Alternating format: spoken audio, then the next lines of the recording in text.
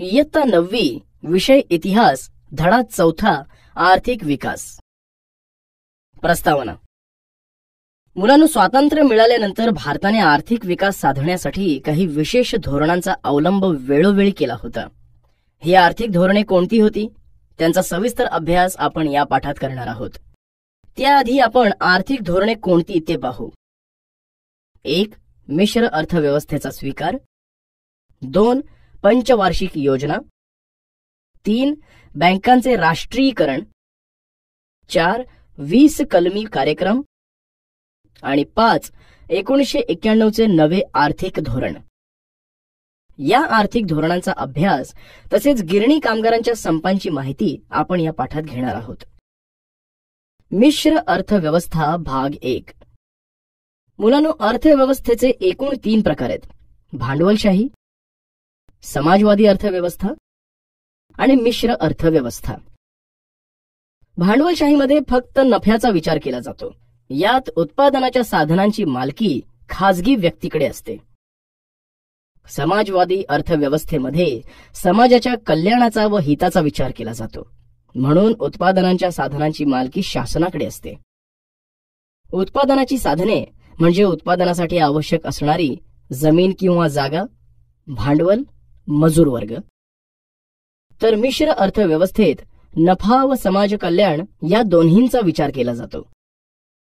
भारताला स्वातंत्र्य मिळण्यापूर्वीच आपण कोणत्या प्रकारच्या अर्थव्यवस्थेचा स्वीकार करायचा याविषयी विचार चालू असताना पंडित नेहरूंनी कोणत्याही टोकाचा निर्णय न घेता मध्यम म्हणजे मिश्र अर्थव्यवस्थेचा मार्ग स्वीकारण्याचे ठरविले.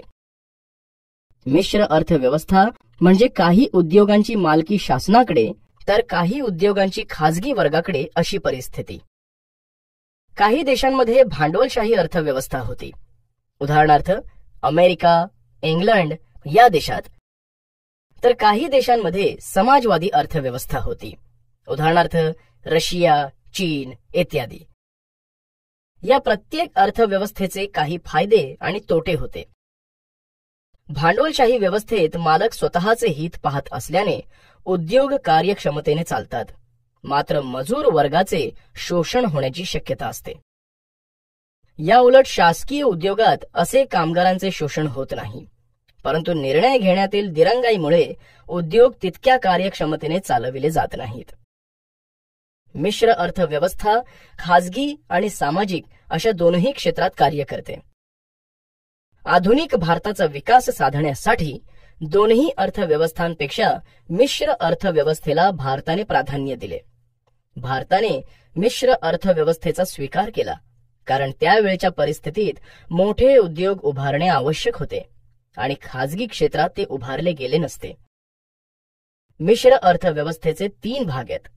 ते म्हणजे सार्वजनिक क्षेत्र, खाजगी क्षेत्र आणि संयुक्त क्षेत्र. यांची आता आपण थोडक्यात माहिती घेऊ. सार्वजनिक क्षेत्र.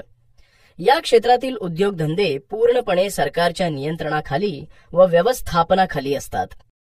उदाहरणार्थ संरक्षण, साहित्य उत्पादन, रेल्वे निर्मिती कारखाने इत्यादी. खाजगी क्षेत्र. या क्षेत्रातील उद्योगांवर एखाद्या व्यक्तीची किंवा समूहाची मालकी असते. त्यावर सरकारची देखरेख व नियंत्रण असते. सरकारच्या नियमात राहून त्यांना आपला उद्योग करावा लागतो. उदाहरणार्थ उपभोग्य वस्तू म्हणजे सर्वसामान्य माणसे विकत घेतात त्या सर्व वस्तू. संयुक्त क्षेत्र. या क्षेत्रातील काही उद्योग खाजगी उद्योजकांच्या मालकीचे तर काही सरकारी व्यवस्थापनाखाली चालवले जातात. मिश्र अर्थव्यवस्था भाग 2. मिश्र अर्थव्यवस्थेत खाजगी व सार्वजनिक क्षेत्र या दोन्हींचे सहअस्तित्व असते. अधिकाधिक उत्पादन आणि मोठ्या प्रमाणात लोकांना उत्पादन प्रक्रियेत सहभागी करून घेणे हे या अर्थव्यवस्थेचे उद्दिष्ट असते.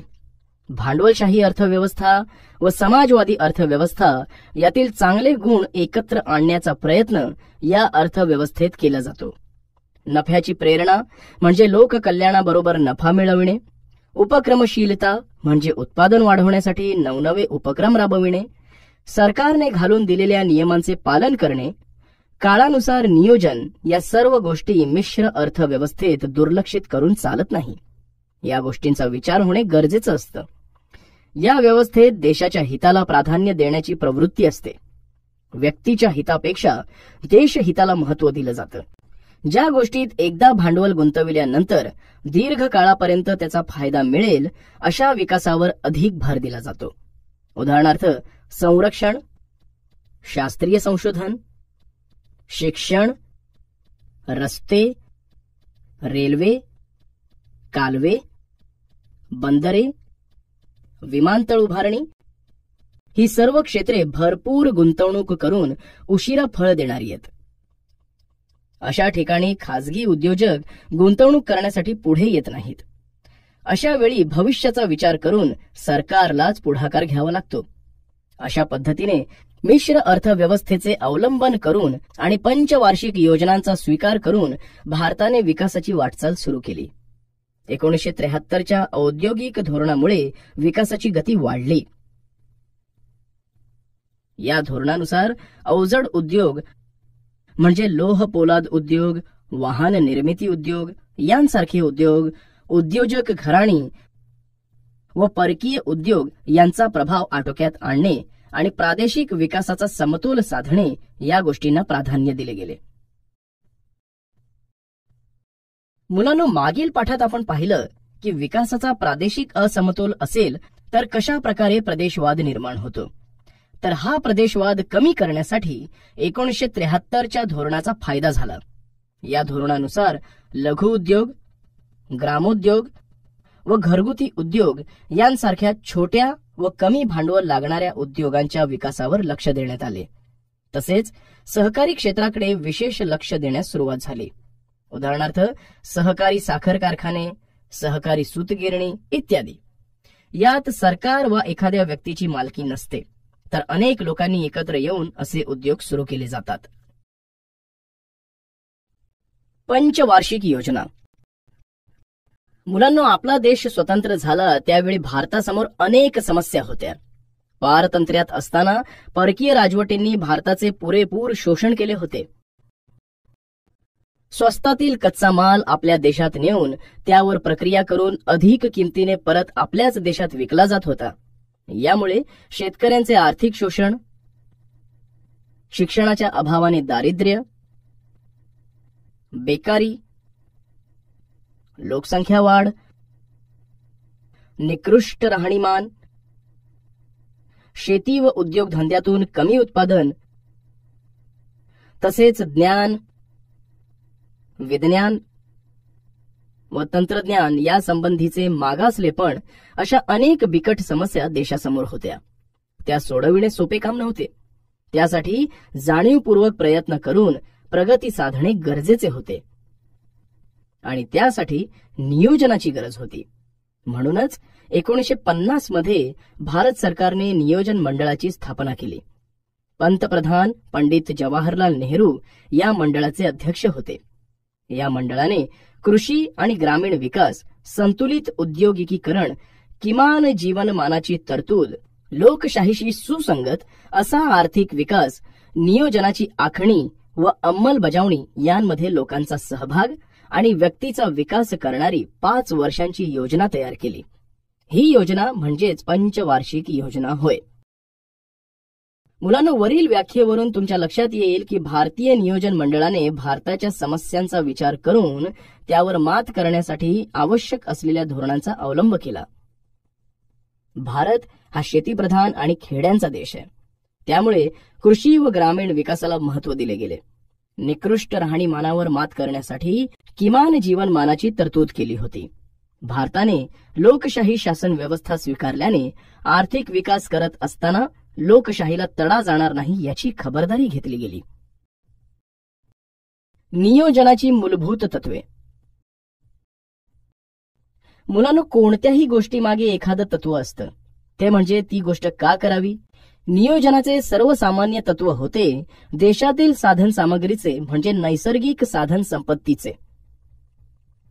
उदाहरणार्थ खनिजे, वने, नैसर्गिक वायू यांसारख्या साधन सामग्रीचे प्रमाणशीर वाटप व तेथील मनुष्यबळाचा योग्य वापर हा त्या देशातील जनतेच्या गरजा भागवण्यासाठी करणे.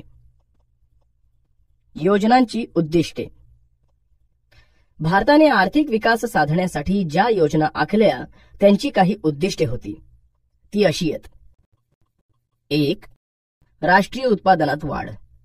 विविध उद्योगधंद्यातून देशाचं उत्पन्न कसं वाढेल हे पाहणे. 2. मूलभूत उद्योगधंद्यांवर भर देऊन झपाट्याने औद्योगिकीकरण घडवून आणणे. 3. अन्नधान्याच्या बाबतीत देश स्वावलंबी बनावा, म्हणजे भारताची अन्नधान्याची गरज देशातील शेतीतूनच भागवली जावी. त्यासाठी इतर देशांवर अवलंबून राहण्याची भारताला गरज भासू नये, म्हणून कृषी उत्पादनात वाढ घडवून आणणे. त्याच्यातूनच हरित क्रांती आणि धवल क्रांतीचा उदय झाला. 4. लोकसंख्येने समृद्ध अशा भारत देशातील लोकांना वाढत्या प्रमाणावर रोजगार उपलब्ध करून देऊन देशातील मनुष्यबळाचा पुरेपूर उपयोग करून घेणे. 5. प्राप्ती आणि संपत्ती यांमधील विषमता दूर करणे. 6. वस्तूंच्या किमती सतत बदलू न देता त्या स्थिर ठेवणे. 7. भारतातील बऱ्याच समस्यांचे कारण म्हणजे वाढती लोकसंख्या होय. या वाढत्या लोकसंख्येला आळा घालण्यासाठी कुटुंब नियोजनासारखे उपाय करणे. 8. गरिबी घालवून किंवा गरिबी कमी करून नागरिकांचे राहणीमान उंचावणे. 9. सामाजिक सेवांचा विकास करणे, उदाहरणार्थ वाहतूक सेवा, आरोग्य सेवा इत्यादींचा विकास करणे. आणि 10. आर्थिक क्षेत्र स्वावलंबी करणे, म्हणजे भारताला त्याच्या आर्थिक गरजांसाठी इतर देशांवर अवलंबून राहावे लागू नये अशी परिस्थिती निर्माण करणे. यासारखी उद्दिष्टे भारताच्या आर्थिक नियोजनाची होती. पहिली पंचवार्षिक योजना 1951 ते 1956. या पंचवार्षिक योजनेत सर्वात जास्त महत्त्व कृषी विकासाला दिले होते. या योजनेवेळी दुसऱ्या महायुद्धाचे परिणाम व नुकत्याच झालेल्या फाळणीमुळे मोठ्या प्रमाणावर अन्नधान्याची टंचाई निर्माण झाली होती, म्हणून कृषी विकासावर भर देण्यात आला. तसेच सामाजिक विकास, जलसिंचन व पूर नियंत्रण, ऊर्जा साधने, ग्रामीण व छोटे उद्योग, मोठे उद्योग, खनिजे, वाहतूक व दळणवळण, शिक्षण, आरोग्य यांवर खर्च करण्यात आला. नियोजनबद्ध आर्थिक विकासाची पायाभरणी करणारी ही योजना होती. दुसरी पंचवार्षिक योजना 1956 ते 1961. या योजनेत जड व मूलभूत उद्योगांना प्राधान्य देण्यात आले. या योजनेचा प्रस्तावित खर्च 4,800 कोटी रुपये होता. प्रत्यक्षात मात्र 4,600 कोटी खर्च झाला. या योजनेत औद्योगिकीकरणाचे महत्वाकांक्षी उद्दिष्ट साध्य करायचे होते. दुर्गापूर, भिलाई येथील पोलाद प्रकल्प रशियाच्या मदतीने उभारण्यात आले. ओरिसा राज्यातील राऊरकेला येथील पोलाद प्रकल्प जर्मनीच्या मदतीने उभारण्यात आला. तसेच झारखंड राज्य सिंद्री येथील रासायनिक खतांचा कारखाना, पश्चिम बंगाल चित्तरंजन येथील रेल्वे इंजिने बनवण्याचा कारखाना, तामिळनाडूमधील पेरांबूरचा आगगाडीच्या डब्यांचा कारखाना, आंध्र प्रदेशमधील विशाखापट्टणमचा जहाज बांधणीचा कारखाना इत्यादी प्रचंड व अवजड उद्योगधंद्यांचे कारखाने सार्वजनिक क्षेत्रात उभारण्यात आले. शेतीला पाणी पुरवठा करण्यासाठी भाकरा नांगल हे धरण सतलज नदीवर हिमाचल प्रदेश व पंजाब या 2 राज्यांदरम्यान बांधण्यात आले. भाकरा नांगल आजही भारतातील सर्वात मोठे धरण आहे. यावरून लक्षात येतं की दुसऱ्या पंचवार्षिक योजनेत प्रचंड मोठी धरणे उभारण्यात आली. या योजनांमुळे राष्ट्रीय उत्पन्नात वाढ झाली. तिसरी पंचवार्षिक योजना 1961 ते 1966. या योजनेत उद्योग व कृषी विकासाचे संतुलन साध्य करायचे होते. दरवर्षी राष्ट्रीय उत्पादनात वाढ घडवून आणणे, अवजड उद्योग, वाहतूक व खनिज उद्योग, विकास, विषमता नष्ट करणे आणि रोजगाराच्या संधीचा विस्तार करणे हा या योजनेचा मुख्य हेतू होता. तिसऱ्या पंचवार्षिक योजनेदरम्यान 3 महत्वाच्या घटना घडल्या. त्या म्हणजे 1962चं चीन युद्ध, 1965चं पाकिस्तान युद्ध आणि 1965-66चा भीषण दुष्काळ. यामुळे विकासाच्या कामांपेक्षा संरक्षणाकडे व दुष्काळ निवारणाकडे सरकारला अधिक लक्ष द्यावं लागलं. त्यामुळे तिसरी पंचवार्षिक योजना ही पूर्णपणे अपयशी ठरली. अन्नधान्याचं उत्पादन 82 दशलक्ष टनावरून 72 दशलक्ष टनापर्यंत कमी झालं. याचा भारतीय अर्थव्यवस्थेवर फार ताण पडला. 3 एक वार्षिक योजना 1966 ते 1969. तिसऱ्या योजनेच्या अपयशामुळे व निर्माण झालेल्या आर्थिक अस्थैर्यामुळे सरकारला चौथी योजना सुरू करता आली नाही. ही सुट्टी 1 एप्रिल 1966 ते 31 मार्च 1969च्या दरम्यान राहिली. या दरम्यान सरकारने 3 एक वार्षिक योजना राबवल्या, ज्यांचं उद्दिष्ट स्वावलंबन हे होतं. 1 पहिली वार्षिक योजना 1966-67. 1966च्या खरीप हंगामात सरकारने हरित क्रांतीच्या तंत्रज्ञानाचा वापर केला. 2 दुसरी वार्षिक योजना 1967-68. हरित क्रांतीच्या तंत्रज्ञानामुळे व पुरेशा पावसामुळे अर्थव्यवस्थेची परिस्थिती सुधारण्यास सुरुवात झाली. 1967-68 मध्ये अन्नधान्यांचे सर्वात जास्त उच्चांकी उत्पादन झाले. आणि 3 तिसरी वार्षिक योजना 1968-69. अन्नधान्य उत्पादन वाढल्याने किमती स्थिरावल्या. चौथी योजना सुरू करण्यास अनुकूल परिस्थिती निर्माण झाली. त्यानंतर 1969ला सरकारने चौथी पंचवार्षिक योजना राबवली. चौथी पंचवार्षिक योजना 1969 ते 1974. या योजनेचं घोषवाक्य स्वावलंबन हे होतं. या योजनेत मूलभूत उद्योगांचा विकास सरकारने करावा, आर्थिक विकासाचा वेग वाढावा आणि समाजवादी समाज रचना निर्माण करण्याकडे लक्ष पुरवावे असं ठरवण्यात आलं. 2 जुलै 1969 मध्ये 14 बँकांचे राष्ट्रीयकरण करण्यात आले. चौथ्या पंचवार्षिक योजनेचा विचार करता ही योजना अपेक्षेइतकी यशस्वी झाली नाही. 1971ला भारत पाकिस्तान युद्धातून बांगलादेशाची निर्मिती झाली. त्यामुळे पाकिस्तानमधून लाखो निर्वासित भारतात आले. त्यांच्यावरील खर्च भारताला सहन करावा लागला. रेल्वे कर्मचाऱ्यांची वेतनवाढ तसेच भारताला पहिला तेलाचा झटका ऑइल शॉक्स बसला. 1973 मध्ये आंतरराष्ट्रीय बाजारातील पेट्रोलचे वाढते भाव यांमुळे भारतीय अर्थव्यवस्थेला धक्के सहन करावे लागले. बँकांच्या राष्ट्रीयकरणांची सविस्तर माहिती आपण पुढील भागात घेणार आहोत. पाचवी पंचवार्षिक योजना 1974 ते 1979. या पंचवार्षिक योजनेचं प्रमुख ध्येय दारिद्र्य निर्मूलन हे होते. म्हणजेच गरिबी दूर करून देश आर्थिकदृष्ट्या स्वावलंबी बनवण्याचं प्रमुख उद्दिष्ट डोळ्यांसमोर ठेवून ही योजना तयार करण्यात आली.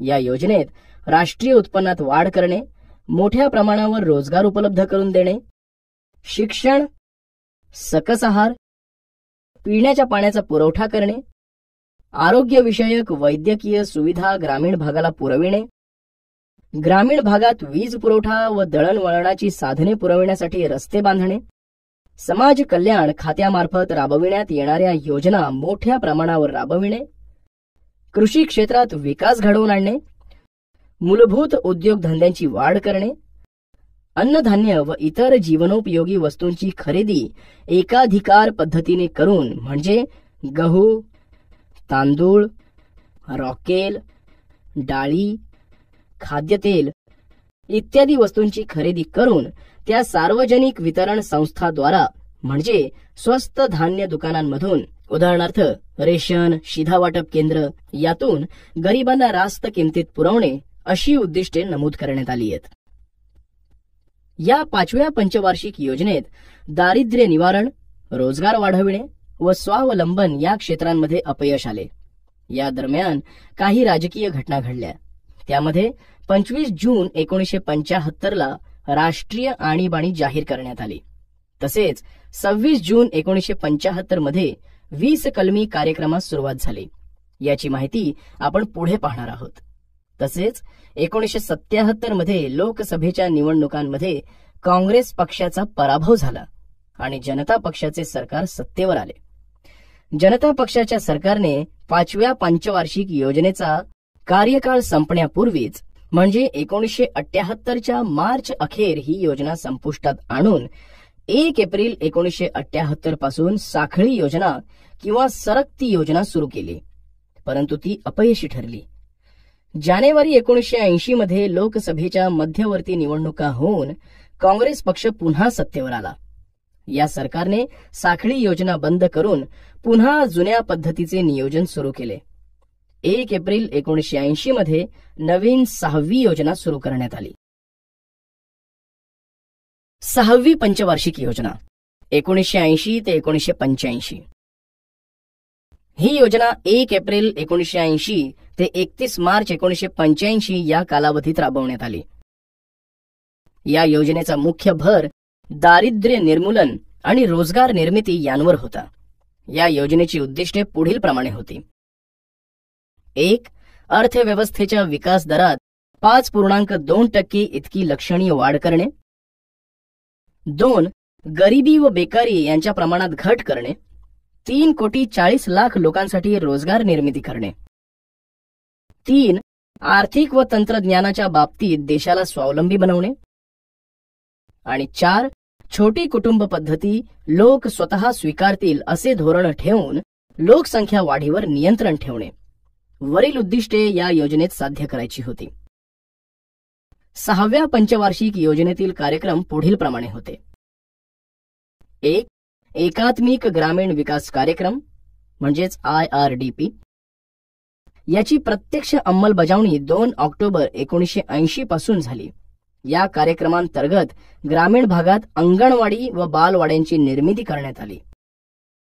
2. ग्रामीण भूमिहीन विकास किंवा ग्रामीण भूमिहीन रोजगार हमी योजना म्हणजेच RLEGEP. या योजनेचे ग्रामीण भागातील जमीन नसणाऱ्या लोकांना रोजगार उपलब्ध करून देणे हे उद्दिष्ट होते. याची अंमलबजावणी 15 ऑगस्ट 1983 पासून झाली. 3. राष्ट्रीय ग्रामीण रोजगार कार्यक्रम NREP. योजनेला सुरुवात 2 ऑक्टोबर 1980 पासून झाली. या योजनेदरम्यान सालेम पोलाद प्रकल्प स्थापन करण्यात आला. ही योजना यशस्वी ठरली. संतुलित विकास व सर्व लक्ष्ये पूर्ण करण्याच्या दृष्टीने विचार केल्यास ही योजना सर्वाधिक यशस्वी मानली जाते. या योजनेनंतर विकास वाढीचा दर 5% अधिक साध्य होण्यास सुरुवात झाली. 7वी पंचवार्षिक योजना 1985 ते 1990. 1 एप्रिल 1985 ते 31 मार्च 1990 या काळात ही योजना राबवली गेली. या योजनेचा भर अन्न, रोजगार, उत्पादकता यांवर होता. विकास, आधुनिकीकरण, स्वावलंबन म्हणजेच आत्मनिर्भरता, सामाजिक न्याय यांवर भर देणं, उत्पादनाच्या तंत्रांमध्ये सुधारणा करणं, राष्ट्रीय उत्पन्नात प्रत्येक वर्षी 50% वाढ करणं, अन्नधान्यांच्या उत्पादनात वाढ करणं ही या योजनेची उद्दिष्टे होती. या योजनेला रोजगार निर्मिती जनक योजना असंही म्हणतात.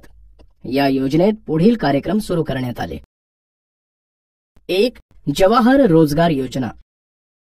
6व्या योजनेत सुरू करण्यात आलेल्या NREP व RLEGEP या योजनांचे एकत्रीकरण करून 1 एप्रिल 1989 पासून जवाहर रोजगार योजना तयार करण्यात आली. 2. इंदिरा आवास योजना. RLEGEPचा भाग म्हणून 1985-86 पासून ही योजना सुरू करण्यात आली. या योजनेअंतर्गत ग्रामीण भागातील दारिद्र्य रेषेखालील कुटुंबांना घरे बांधण्यासाठी अर्थसहाय्य केलं जात असे. 3. दशलक्ष विहिरींची योजना MWS. ग्रामीण भागात सिंचन सुविधांचा विकास करण्यासाठी NREPचा भाग म्हणून 1988-89 पासून ही योजना सुरू करण्यात आली. या योजनेअंतर्गत ग्रामीण भागातील शेतकऱ्यांना विहिरी खोदण्यासाठी शासनामार्फत आर्थिक मदत केली जात होती. 7व्या पंचवार्षिक योजनेनंतरचा सुट्टीचा कालावधी 1990 ते 1992. मुलांनो, 7वी पंचवार्षिक योजना संपुष्टात आल्यानंतर लगेच 8वी योजना सुरू करण्यात आली नाही. देशातील अस्थिरता हे त्यामागील कारण होतं. त्याऐवजी 2 वार्षिक योजना राबवण्यात आल्या. एक 1990-91 वार्षिक योजना आणि 2 1991-92 वार्षिक योजना. 1990 ते 1992 दरम्यान अर्थव्यवस्थेत अनेक त्रुटी निर्माण झाल्या होत्या. उदाहरणार्थ, परकीय चलनाचा अत्यंत कमी साठा सरकारकडे होता. वाढती तूट, उद्योग क्षेत्रात मंदी यांसारख्या गोष्टींमुळे भारतीय अर्थव्यवस्था डबघाईला आली होती. 21 जून 1991 या दिवशी P.V. नरसिंहराव यांचं सरकार सत्तेत आलं व नवीन सरकारने 1 एप्रिल 1992 रोजी 8वी योजना सुरू केली.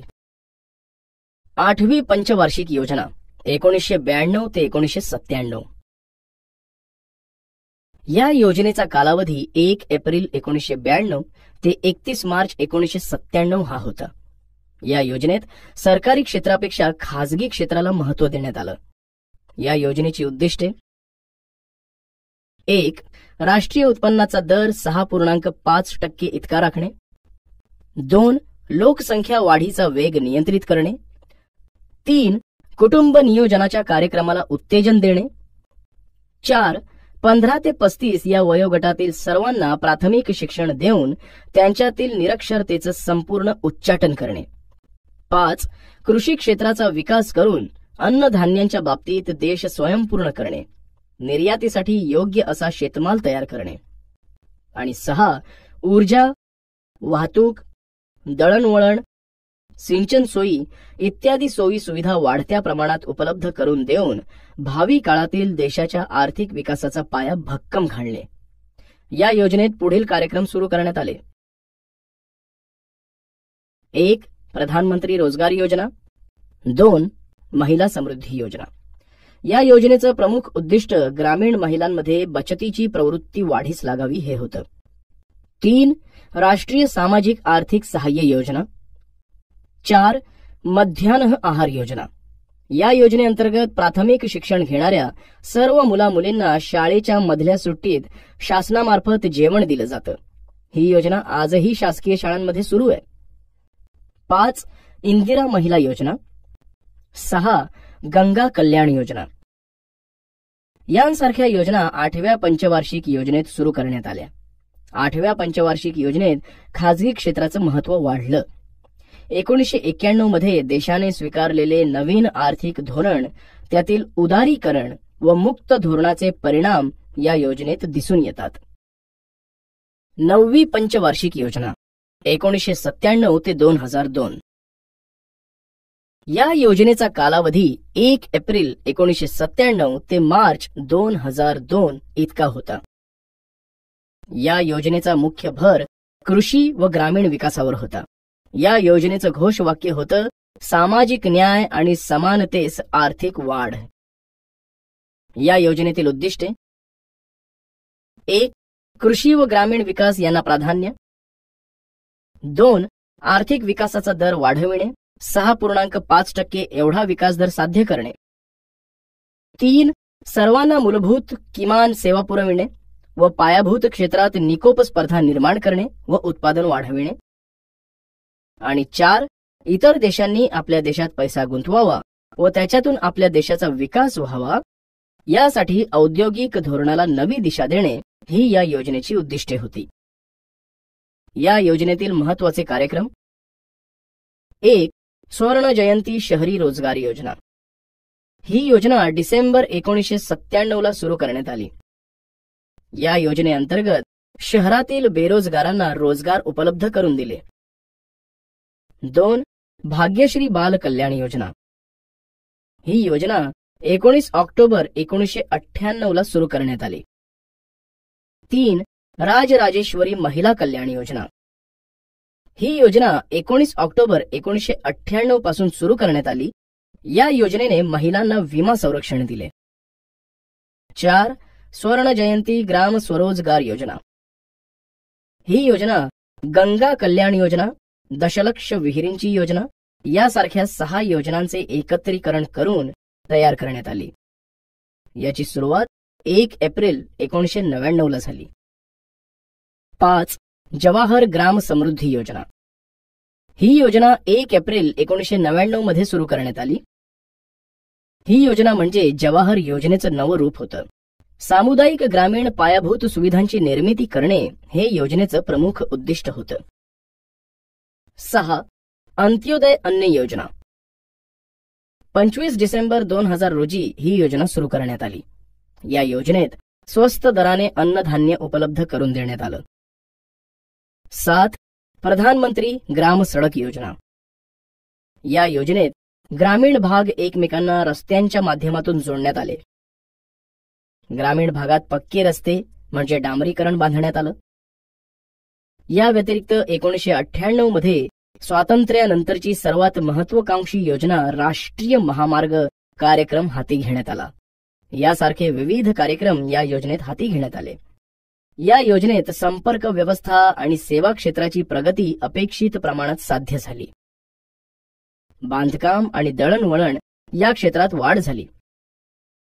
मुलांनो, अशा तऱ्हेने आपण 1951 ते 2002 या दरम्यानच्या एकूण 9 पंचवार्षिक योजनांचा अभ्यास केला.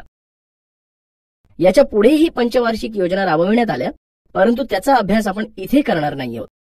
आपल्या या इयत्ता 9वीचा इतिहास अभ्यासाचा कालखंड हा 1961 ते 2000 पर्यंतचा आहे. त्यामुळे आपण या 9च पंचवार्षिक योजनांचा अभ्यास करणार आहोत. बँकांचे राष्ट्रीयकरण. पंडित नेहरू आणि लाल बहादूर शास्त्री या प्रधानमंत्र्यांच्या काळात भारतातील बँकिंग व्यवसाय खाजगी क्षेत्राच्या मक्तेदारीचा होता. म्हणजे बँकांवर संपूर्णतः खाजगी क्षेत्राचं वर्चस्व होतं. या बँका देशातील बड्या उद्योग समूहांचं प्रतिनिधित्व करत होत्या. या बँकांचे संचालक मंडळ उद्योगांचा विकास व नफा कसा वाढेल यासाठी कार्यरत होते. याला रोखण्यासाठी सरकारने 1955 मध्ये इम्पिरियल बँकचे राष्ट्रीयकरण केले. म्हणजे त्यावर सरकारचं वर्चस्व निर्माण झालं. त्या बँकेचा नफा सरकारच्या तिजोरीत जमा केला जाऊ लागला. पुढे इम्पिरियल बँकेचं रूपांतर भारतीय स्टेट बँकेत झालं, म्हणजेच SBI. या बँकेने कमी काळात आपल्या शाखा देशभर उघडून शासकीय विकासात महत्वाची भूमिका बजावण्यास सुरुवात केली. राष्ट्रीयकरणाची पार्श्वभूमी. मुलांनो, बँकांचे राष्ट्रीयकरण करण्यात आले हे तर आपण पाहिलं, परंतु या राष्ट्रीयकरणाची गरज का भासली याची माहिती आपण इथे घेणार आहोत. आपण पाहिलं की भारत सरकारने स्वातंत्र्यानंतर मिश्र अर्थव्यवस्था स्वीकारली होती. त्यामुळे या अर्थव्यवस्थेत समाज कल्याण ही अपेक्षित असते व हे समाज कल्याण साधण्यासाठी विविध योजना कार्यक्रम हाती घेणं गरजेचं असतं. उदाहरणार्थ, इंदिरा आवास योजना, मध्यान्ह आहार योजना या लोकहितासाठी राबवल्या जातात. याच्यातून कोणत्याही प्रकारचं उत्पन्न मिळत नाही, तर यासाठी सरकारलाच प्रचंड मोठ्या प्रमाणात पैसा खर्च करावा लागतो. त्यामुळे अर्थव्यवस्थेत तूट निर्माण होते आणि ही तूट भरून काढण्यासाठी बँकांचं राष्ट्रीयकरण होणं गरजेचं होतं.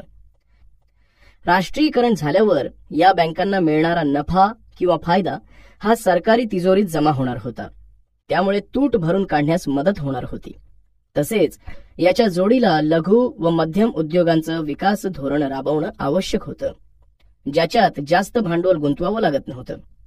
या आधीच्या पाठात आपण पाहिलं की देशातील अन्नधान्याची कमतरता दूर करण्यासाठी व दुष्काळावर मात करण्यासाठी लाल बहादूर शास्त्री प्रधानमंत्री असताना त्यांनी हरित क्रांतीचा प्रयोग हाती घेतला होता. इंदिरा गांधी प्रधानमंत्री असताना त्यांच्याच काँग्रेस पक्षातील समाजवादी विचारांनी प्रेरित झालेल्या Congress forum for socialist action या गटाने व्यापारी बँकांचं राष्ट्रीयकरण करावं अशी मागणी केली. तसेच कम्युनिस्ट पक्षाचाही या निर्णयाला पाठिंबा होता. या सर्व गोष्टींचा विचार करून सरकारने बँकांचे राष्ट्रीयकरण करण्याचे ठरविले. मुलांना तुम्हाला हे माहीत असणं गरजेचं आहे. पंतप्रधान इंदिरा गांधी यांनी आपल्या कारकिर्दीत 19 जुलै 1969 रोजी 14 बँकांचं राष्ट्रीयकरण केलं. त्या बँका व त्यांचं स्थापना वर्ष पुढील प्रमाणे आहेत. बँकेचं नाव सेंट्रल बँक ऑफ इंडिया, स्थापना 1911. Punjab national bank 1894. United commercial bank म्हणजेच UCO bank 1943. Dena bank 1950. Allahabad bank 1865. Indian overseas bank 1836. Bank of Maharashtra 1935. Bank of Baroda 1908, bank of India 1906, Canara bank 1906, union bank of India 1919, syndicate bank 1925, Indian bank 1907 आणि United bank of India 1950 यासारख्या 14 बँकांचे राष्ट्रीयकरण 1969 रोजी झाले. पुढे 15 April 1980 मध्ये आणखी 6 बँकांचे राष्ट्रीयकरण झाले ते पुढील प्रमाणे: 1. Andhra bank, 2. New bank of India, 3. Oriental bank of commerce, 4. Corporation bank, 5. Punjab and Sindh bank आणि 6. विजया बँक. या 6 बँकांचे राष्ट्रीयकरण करण्यात आले. 20 कलमी कार्यक्रम. 1 जुलै 1975 रोजी प्रधानमंत्री इंदिरा गांधी यांनी 20 कलमी कार्यक्रमाची घोषणा करून विकसनशील भारताचा प्रवास विकसित राष्ट्राच्या दिशेने वेगवान करण्याचा प्रयत्न केला. लोकांच्या, विशेषतः दारिद्र्य रेषेखालील लोकांच्या राहणीमानाच्या दर्जात सुधारणा करणे हा त्यामागील हेतू होता. या योजनेत 1982, 1986 व 2006 या वर्षांमध्ये काही बदल करून त्याची पुनर्रचना करण्यात आली. यातील प्रमुख तरतुदी पुढील प्रमाणे: 1. शेती आणि शहरी भागातील कमाल जमीन धारणा, संपत्तीची समान वाटणी, शेतमजुरांना किमान वेतन, जलसंधारण योजनेत वाढ करणे. 2. कामगारांचा उद्योग क्षेत्रात जास्तीत जास्त सहभाग, राष्ट्रीय प्रशिक्षण योजनामार्फत कुशल मनुष्यबळ निर्माण करणे, वेठबिगार मुक्ती करणे. 3. मोठे उद्योगपती किंवा श्रीमंत लोक कर वाचवण्यासाठी आपली संपत्ती लपवून ठेवतात. अशा कर चुकवेगिरी करणाऱ्या, आर्थिक गुन्हे व तस्करी करणाऱ्यांना रोखणे. तस्करी म्हणजे वस्तूंची सरकारपासून लपवून खरेदी विक्री करणे. यात प्रामुख्याने परदेशातून वस्तू आयात करणे आणि परदेशात वस्तू निर्यात करणे याचा समावेश होतो. तस्करी म्हणजे स्मगलिंग, सरकारला कर न देता जकात चुकवून केलेली आयात व निर्यात. 4. जीवनावश्यक वस्तूंचे दर वाढू न देता ते नियंत्रित ठेवणे, रेशनिंग व्यवस्थेत सुधारणा करणे. आणि 5. हातमाग क्षेत्र विकासाद्वारे उत्तम वस्त्रोद्योगाची निर्मिती करणे, दुर्बल समाज घटकांची कर्जमुक्ती करणे, घर बांधणी, दळणवळण सुविधा, शाळांसाठी शैक्षणिक साहित्य उपलब्ध करून देणे यांसारख्या काही प्रमुख तरतुदी होत्या. मुलांनो, आपण नेमकी कोणती 20 कलमे होती ते पाहू.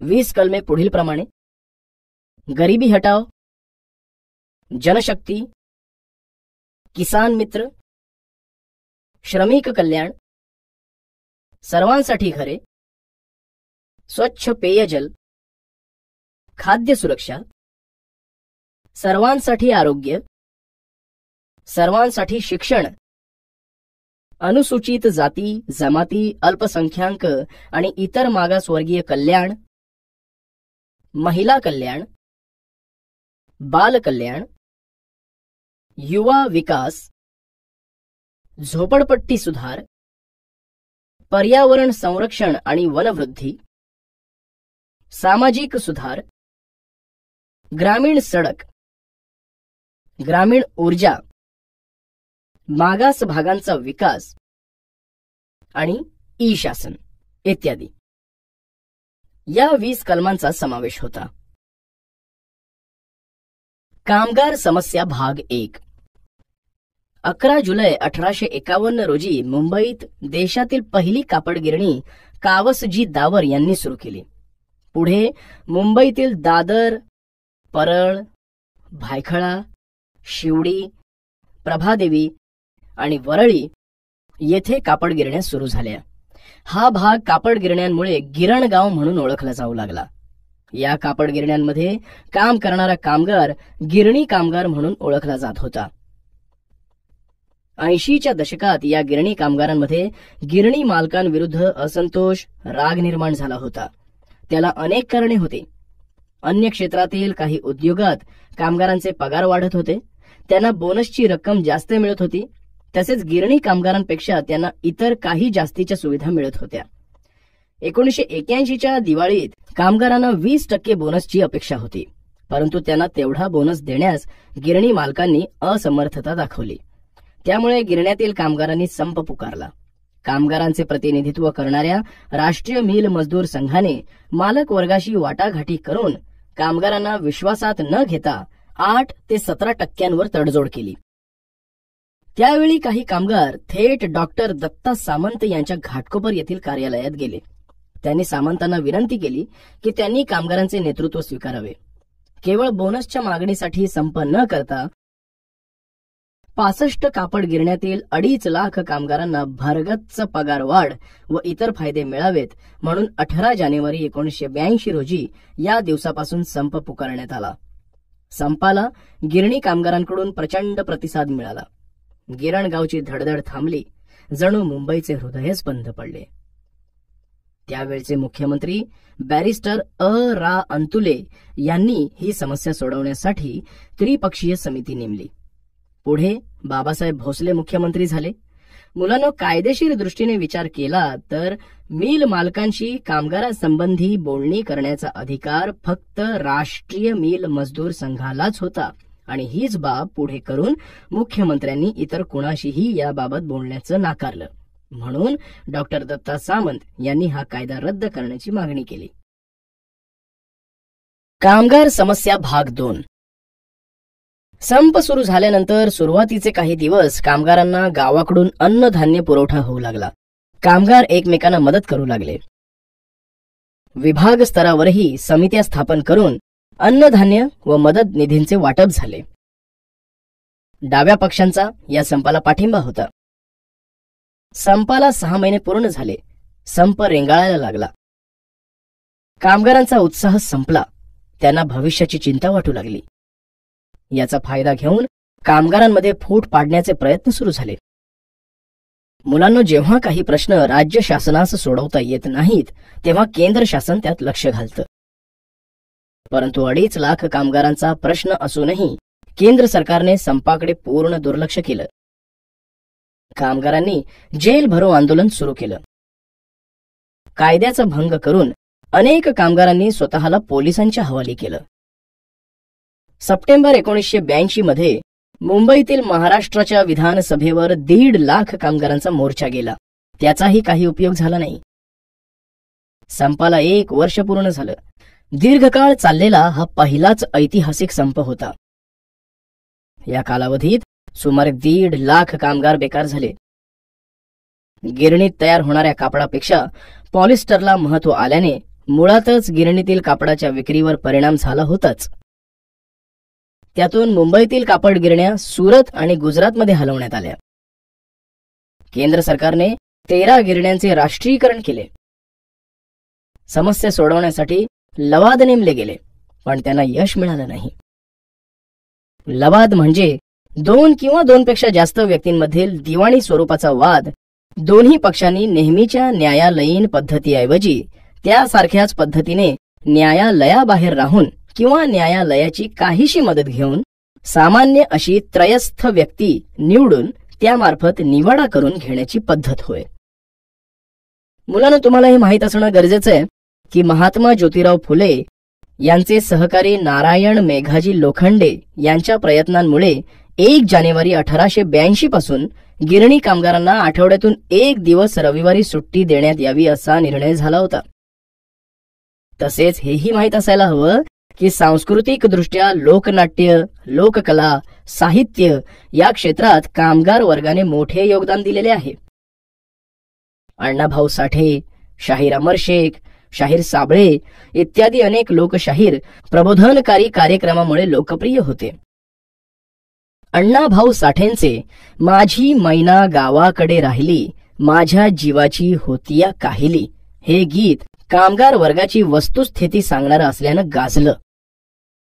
त्या काळी गिरणी कामगार आपले कुटुंब गावी ठेवत असत आणि मुंबईत अनेक कामगार चाळीतील एखाद्या खोलीत एकत्र राहून गिरणीत नोकरी करत असत.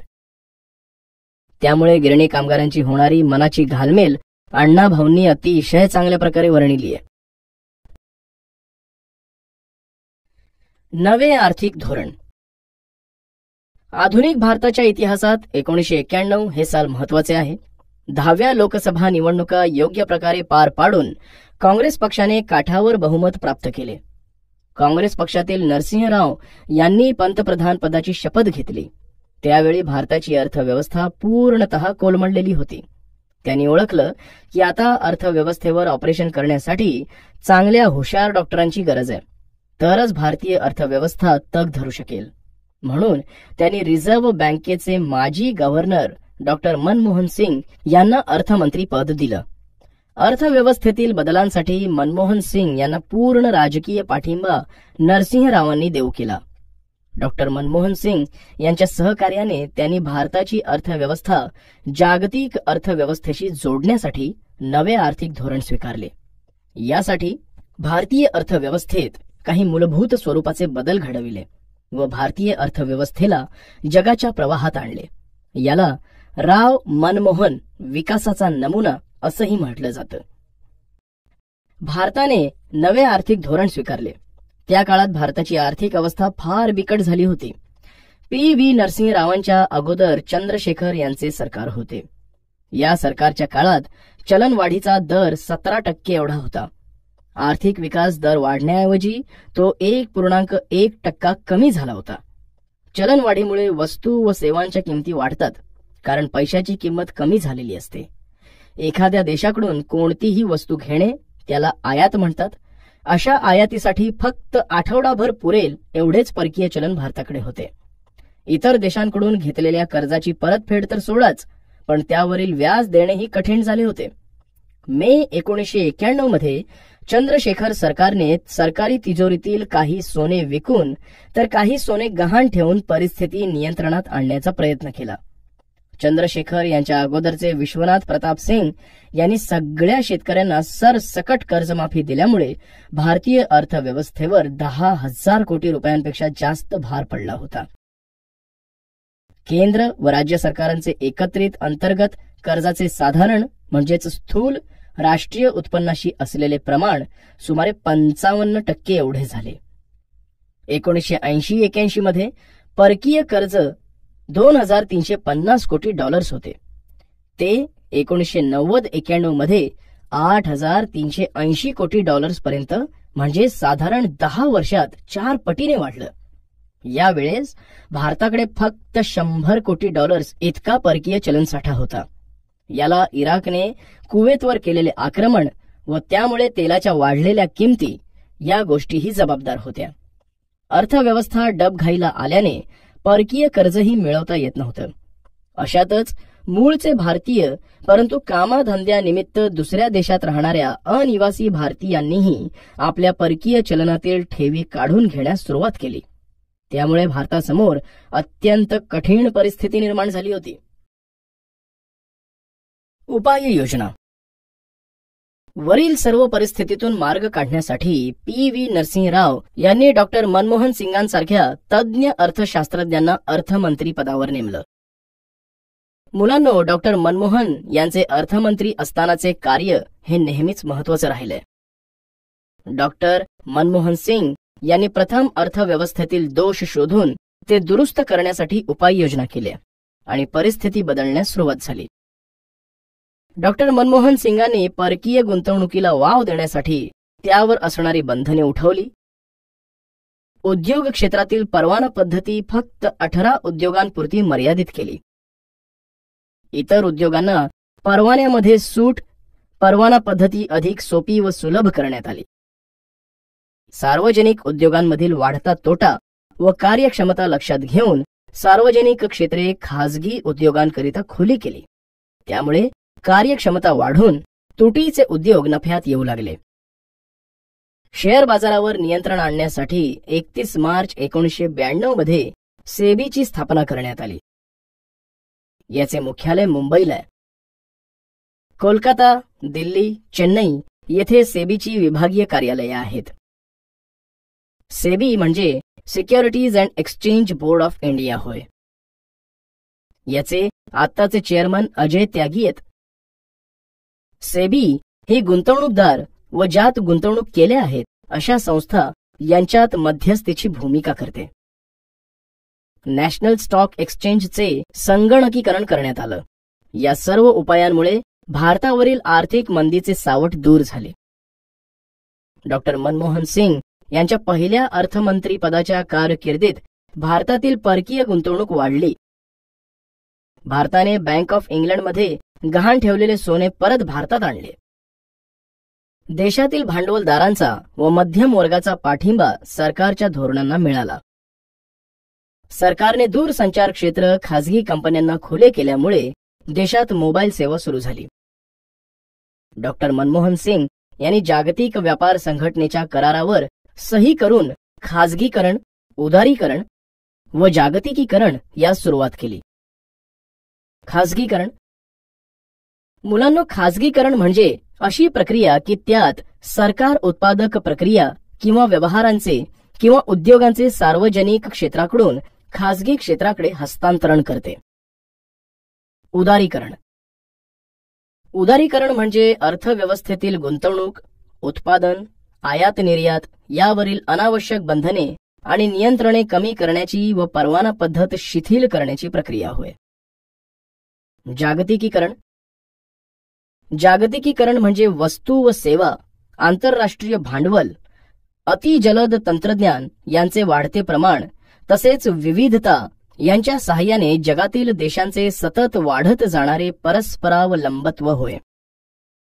वरील त्रिसूत्री वापर करण्यासाठी भारताने जागतिक व्यापार संघटनेच्या करारावर सही केली. वर्ल्ड ट्रेड ऑर्गनायझेशन, जागतिक व्यापार संघटना, WTO. भारताने 1995 मध्ये वर्ल्ड ट्रेड ऑर्गनायझेशनचे म्हणजेच WTOचे सदस्यत्व स्वीकारले. या संघटनेची स्थापना जागतिक व्यापारात सुरळीतपणा आणण्यासाठी झाली होती. तिची उद्दिष्टे आपण पुढे पाहणारच आहोत. ही संघटना अस्तित्वात येण्यापूर्वी गॅट करार अस्तित्वात होता. गॅट म्हणजे general agreement on tariffs and trade. ही संकल्पना आंतरराष्ट्रीय स्तरावर कार्यरत होती. ती आंतरराष्ट्रीय व्यापाराचं नियमन करायची. भारतात WTOच्या संदर्भात परस्पर विरोधी टोकाची मते होती. असे असूनही भारताने WTOचे सदस्यत्व स्वीकारण्याचा निर्णय घेतला, हे विशेष होय. WTO संघटनेची उद्दिष्टे: 1. देशादेशांमधील व्यापार खुला करणे. 2. आंतरराष्ट्रीय व्यापार संबंधात भेदाभेद निर्माण करणारे धोरण नाहीसे करणे. 3. जगभरातील व्यापाराचे रीतसर बहुपक्षीय यंत्रणेच्या माध्यमातून नियमन करणे. आणि 4. सदस्य देशातील लोकांचे जीवनमान उंचाविण्याचा प्रयत्न करणे इत्यादी. जागतिक व्यापार संघटनेच्या तरतुदी अनुदाने, आयात निर्यात, परकीय गुंतवणुकीसाठी संरक्षित क्षेत्रे, शेती तंत्रज्ञान आणि सेवा यांच्याशी संबंधित आहेत. भारत या संघटनेचा सदस्य झाल्यापासून वीज, पाणी, वाहतूक, शिक्षण आणि आरोग्य या क्षेत्राचे सार्वजनिक क्षेत्रातून झपाट्याने व्यापारीकरण झाले. जागतिक व्यापार संघटनेने वेळोवेळी दिलेल्या वेगवेगळ्या अहवालांनुसार दारिद्र्य रेषेखाली लोकसंख्येतील घट, बालमृत्यू प्रमाणातील घट, पिण्याचे पाणी, सांडपाणी याबाबतच्या सोयीसुविधा, उपलब्धता यात भारताने सुधारणा केल्या आहेत. जागतिक व्यापार संघटना ही आंतरराष्ट्रीय संघटना आहे. या संघटनेच्या मार्गावर पुढे दक्षिण आशियाई प्राधान्य व्यापार करार म्हणजेच साऊथ एशिया प्रेफरेन्शियल ट्रेड अग्रीमेंट म्हणजेच साप्टा केला. भारताने सार्क देशांकरिता विविध वस्तूंच्या आयातीवरील निर्बंध उठविले. आयात शुल्कात सवलती दिल्या. भारत हा सार्क संघटनेतील प्रमुख देश आहे. यात 8 सदस्य देश आहेत. भारतीय विमा क्षेत्र खासगी व परकीय गुंतवणुकीला खुले केले. अशा तऱ्हेने आतापर्यंतच्या पाठांमध्ये स्वातंत्र्यानंतरची भारताची आर्थिक वाटचाल अभ्यासली. मिश्र अर्थव्यवस्थेपासून जागतिकीकरणापर्यंतच्या सर्व घडामोडींचा अभ्यास केला.